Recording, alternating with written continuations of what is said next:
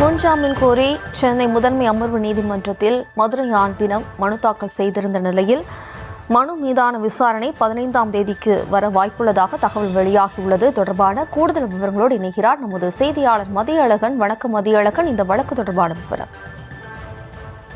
தர்மபுர ஆதீனம் ஏற்பாட்டில் சென்னை காட்டாங்குளத்தூரில் நடைபெற்ற சைவ சித்தாந்த மாநாட்டில் கலந்து கொள்வதற்காக கடந்த மே 2ஆம் தேதி மதுரை ஆதீனம் காரில் சென்று கொண்டிருந்தார். உளுந்தூர்பேட்டை சேலம் ரவுண்டானா பகுதியில் மதுரை ஆதீனத்தின் கார் மீது மற்றொரு கார் மோதிவிட்டு நிற்காமல் சென்றுள்ளது. இந்த சம்பவம் குறித்து மாநாட்டில் பேசிய மதுரை ஆதீனம் தன்னை கொலை செய்ய சதி நடந்துள்ளது என்றும் இதில் பாகிஸ்தானுக்கும் தொடர்பு இருக்கலாம் என தெரிவித்திருந்தார். மேலும் தன் கார் மீது மோதிய காரில் வந்தவர்கள் குல்லா அணிந்திருந்தனர், தாடி வைத்திருந்தனர் எனவும் கூறியிருந்தார்.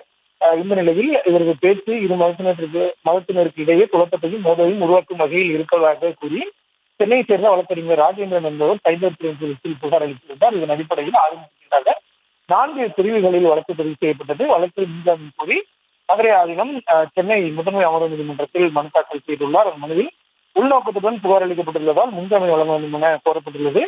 இந்த மனு சென்னை முதன்மை அமர்வு நீதிமன்ற கார்த்திகேயன் வந்து ஜூலை 15ஆம் தேதி, அதாவது வரும் வெள்ளிக்கிழமை விசாரணைக்கு வரும் என்று எதிர்பார்க்கப்படுகிறது.